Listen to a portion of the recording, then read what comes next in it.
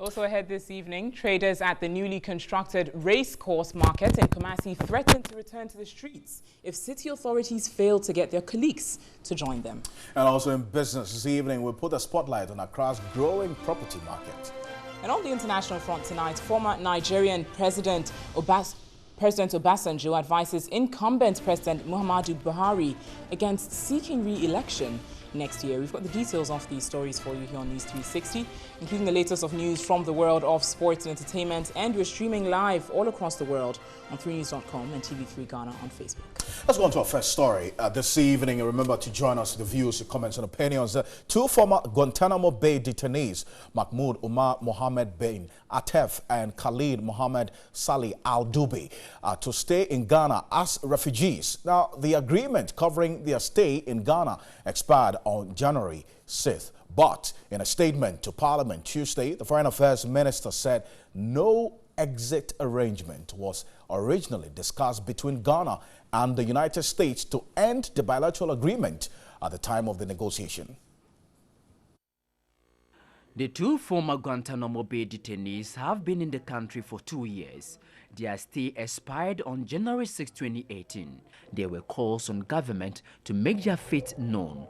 The Foreign Affairs Minister Shirley Ayokobochi told Parliament the two ex-detainees who have been in Ghana with their families have been of good behavior. She, however, revealed they have become the responsibility of the country because discussions with the U.S. government revealed there was no agreement on their return. It is to be noted that no exit arrangements were originally discussed between the two governments to end the bilateral arrangements at the time of negotiation. The U.S. has also been clear in our discussions with them that per the agreement, returning them to the United States is not an option open to discussion or negotiation. This means that all obligations relating to the two subjects has now become the responsibility of Ghana. The minister indicated government is constrained under the circumstances to explore other options but will await an in-depth examination of the matter by the appropriate agencies. Mr. Speaker, in exploring options open to government, we have hit two hurdles. The first hurdle being that the agreement that was signed between the previous government and the United States stipulates that, and I quote, the government of Ghana is to take measures to facilitate the integration of Mr. bin Atef and Mr. Al-Dubi into Ghanaian society, unquote. What this means is that while the United States obligations end after 2 years, Ghana's obligations continue even after that.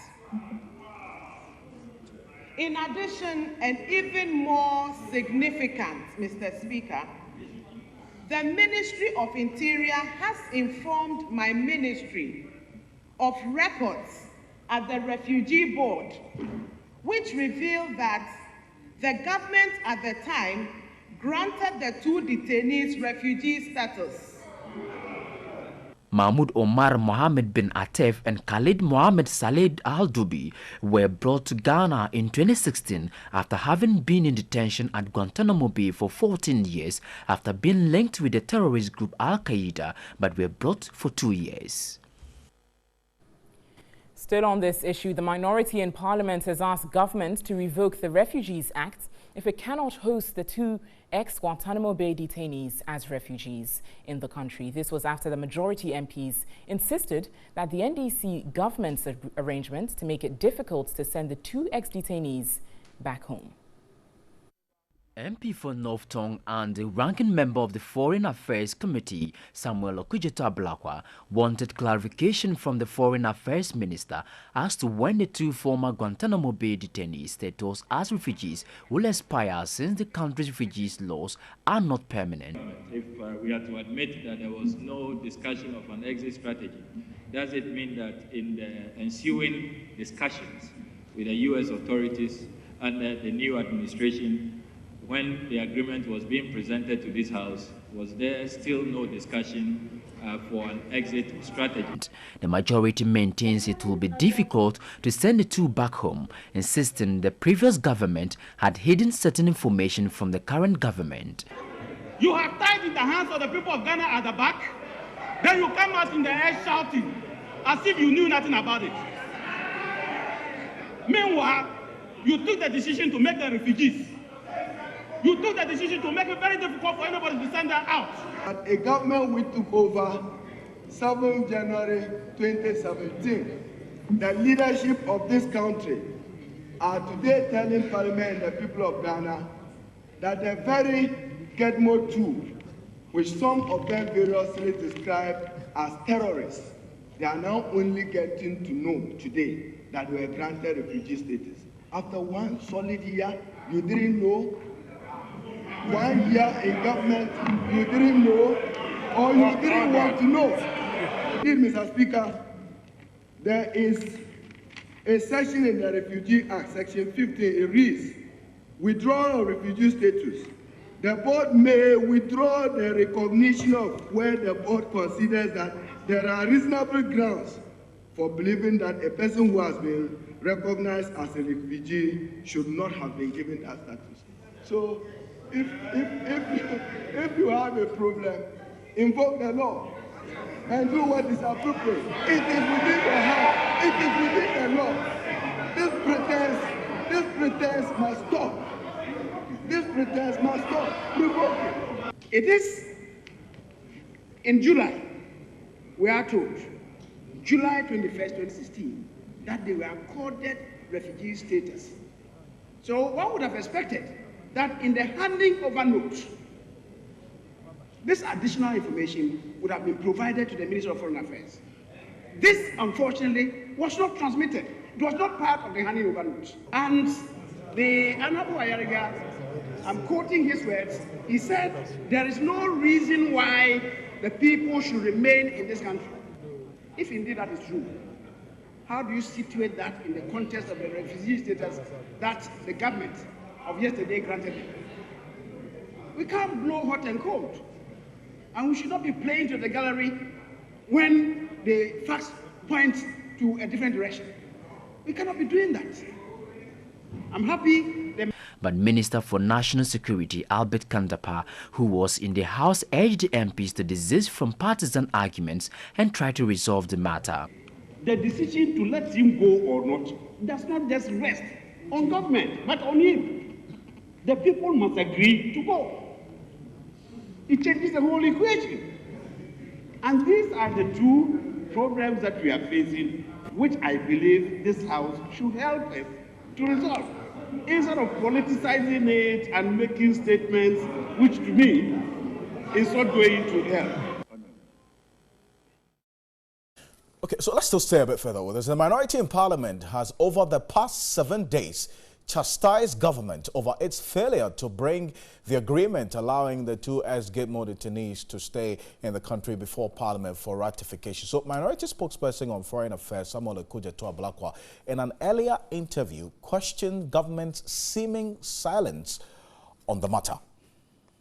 What you need to do at the initial stage is to prompt government, is to urge government to be minded, to avert their attention to this clear breach of Article 75(2) and to demand action. So that's what we are doing at this initial stage. We do not get the impression that government would want to flout the Constitution and disregard the Supreme Court beyond what they have done already. I'm telling you that the indication that we are getting from the majority leader, you heard him since I raised the matter, he says that they are trying to close in on a decision. So I don't get the impression that they are being belligerent or they are adopting a posture that is, if you like, adamant and probably saying that we don't care. So To the extent that they are saying that very soon we'll get a decision, we can only ask them to act expeditiously, because already they are in breach. And we offered them an opportunity with the recall of Parliament on the 5th of January, which we thought that they will have utilized. And even before the 5th of January, you knew since August that this agreement will expire on the 6th of January. If you check the parliamentary records, I said during the ratification that it's important that the executive quickly reopen discussion with the Americans so that the future of the two will be determined. And I'm surprised that the advice that we proffered appear to have been ignored, and then the executive has been taken by surprise. They've been caught flat-footed. We were in this house the 22nd of December. That's sufficiently close to the 6th of January. There was no agreement from the executive to Parliament. Then they had a second opportunity on the 6th of January, on the 5th of January, when we asked for a recall of Parliament. Again, they didn't utilize that opportunity.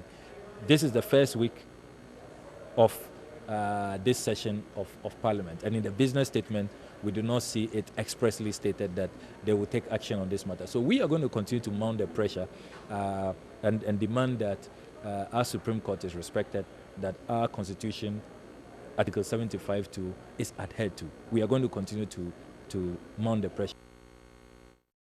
So this was an interview that Samuel Okuyeto Blackhawk granted the media earlier, proud to this particular revelation by the Foreign Affairs Minister. And that raises the question as to whether, when they did know that refugee status had already been granted, these two, they were asking government to come clean on the decision for these two to still remain in Ghana after the expiration of their period. I've been joined on the telephone by Dr. Vladimir Chidan. So he is an international relations expert to help us understand this. I thank you very much for your time this evening, sir.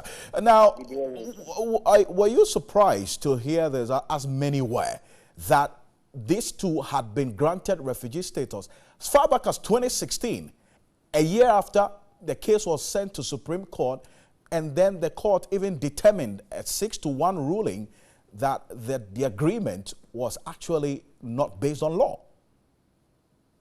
Well, it's mind-boggling. It's a little infuriating. It insults the sensibilities of some of us, because all along the whole thing has been shrouded in some kind of secrecy. In my field, I think we have all discussed this before. It's not proper to have a negotiation which doesn't have an exit clause, how to get out of that negotiation. It's not also true that you negotiate in diplomatic circles when you don't have anything to gain and you say compassionate grounds. And so it is because of all these that we don't know that we are now in this lacuna. It's very unfortunate, and I'm really very, very angry with the previous government and with this government also, the way we are handling this issue. You can't just negotiate somebody's insecurity to become part of your insecurity. I mean, it's outrageous. I can't believe that the time they were telling us how they came in, part of the clause was that they have been given refugee status for them to be permanent here, or whatever it is. No, government must come out to tell us something more, because I just don't understand. The Foreign Affairs Minister made reference to part of the agreement which read that efforts were to be made to integrate these two into the Ghanaian society. I mean, what my anger comes, because in 2016 when we were talking about this, remember I was the first to write about this in 2016, when we had wind that Ghana was going to take between 5 and 15. Paid attention to that. In 2016, they came, and again, it was outrageous. I said, look, it's going to be a problem. What did we gain? We were told we gained nothing. The word was nothing. Compassionate grounds, we brought them in. Not knowing we brought them in as refugees. So it's like lies have been told to Ghanaians, which is wrong. But this government has a way out.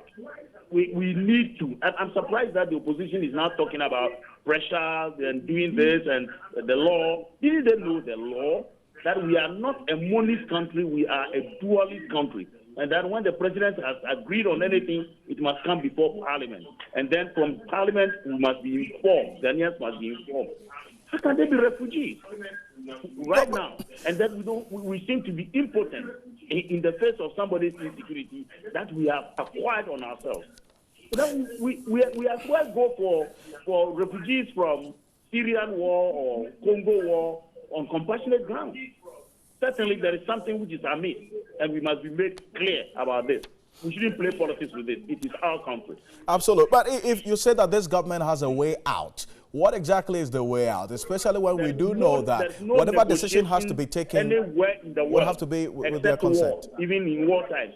When you have resorted to war, then the war can have its own way of ending through maybe another negotiation, even in war. So there is no negotiation that cannot be. I'm surprised today that they say there is a document. If you remember last 2 years ago when we were debating this, we were made clear that there was no document. It's a note verbal. That's a short note just telling Ghana government take the two and that kind of thing. But now we are told that there is an agreement which makes it a fait accompli. I mean, it can't be. But you can always go back and renegotiate.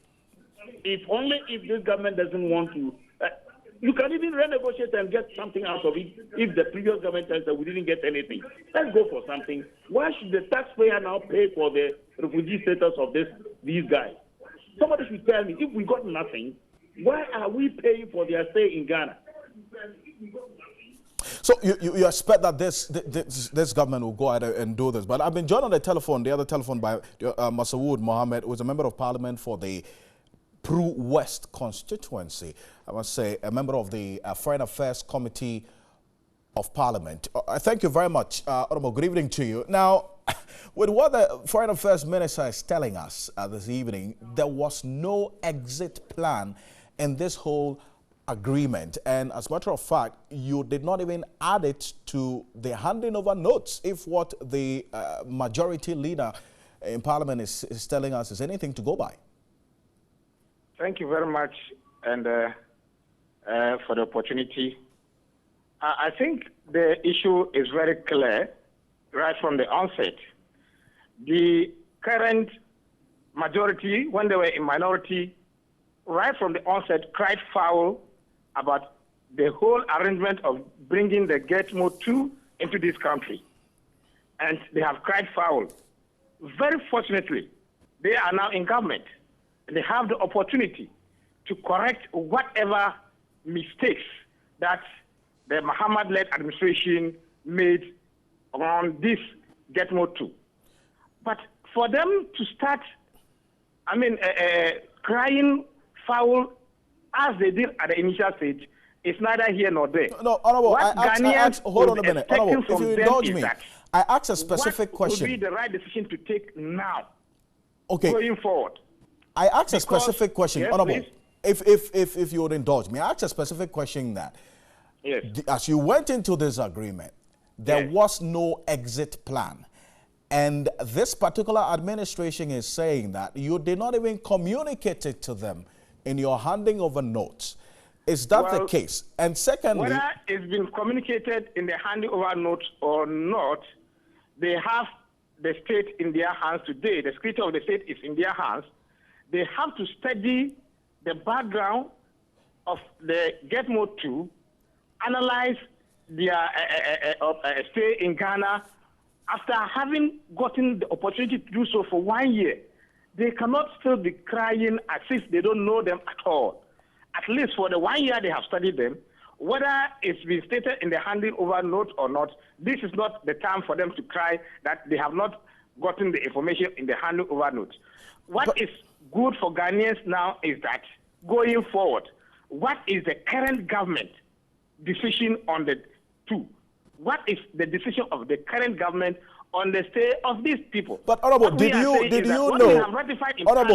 you know? I mean, you are a member of the minority in Parliament. For the past couple of weeks, you have been on government's heels to come out with their decision on the Gitmo 2. Did you know that you, while in power in 2016, had granted this to refugee status? Did you know about this? No. You didn't know? It is not today that this current government is come to tell Ghanaians that we have been, the 2 have been given refugee status. No. Since when have they discovered? No. Since when has the Minister for Foreign Affairs discovered that these 2 were given refugee status?